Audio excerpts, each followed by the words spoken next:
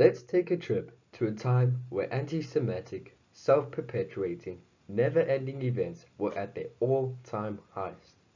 A place where there were pure acts of racism and unimaginable genocide. A place where we met the boy in the striped pajamas. The book that I have chosen to do a review on is The Boy in the Striped Pyjamas, written by the Irish author John Boyne.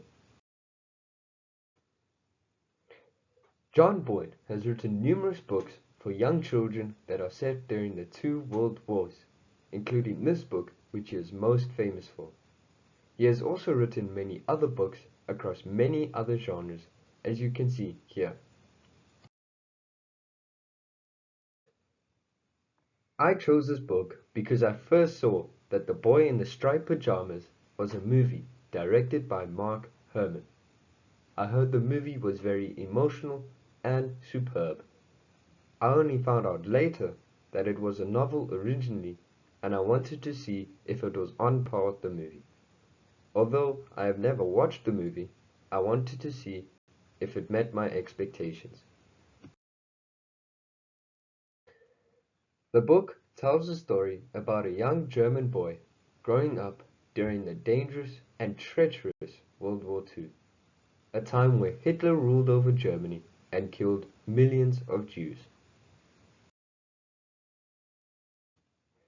Bruno, who is the main character, his family with his sister Gretel, his father, and his mother, find themselves having to move from their cozy home in Berlin to a concentration camp in Poland, where his father was appointed as commandant. Heartbroken from having to move, Bruno occupies his time by wandering around his new home, and he eventually finds the boy in the striped pajamas on the other side of the big fence. His name is Shmuel, and he has the exact same birthday as Bruno.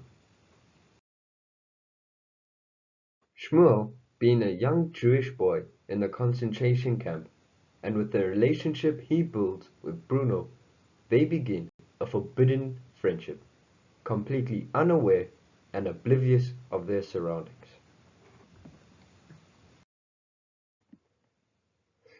Personally, my favorite part of this book is when Bruno and Shmuel finally become good friends. I love to read how their friendship progressed and how I understood their relationship.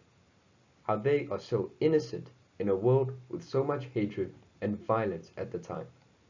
For example, how Bruno does not know that Shmuel is a prisoner on the other side of the fence, yet Shmuel tries to hide that truth from Bruno. The overall storyline and plot also thickens once they do become good friends. If I could describe this book in 3 words, it would be innocent, lonely, and curious. I personally enjoyed reading this book.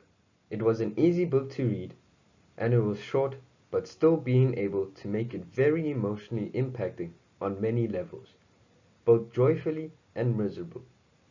It managed to include a very detailed perspective of the young lives of Bruno and Shmuel, almost making you feel like the children themselves. I would recommend this book to people who like short books but are still very well written. I would also recommend it to the age group between 12 to 15 years. Hopefully, at that stage, they would have some prior knowledge of the events of World War II. But even if they don't, it would give the reader the same feeling as Bruno, as if they are experiencing it at the same time. I would rate this book 4 stars out of 5. Thank you.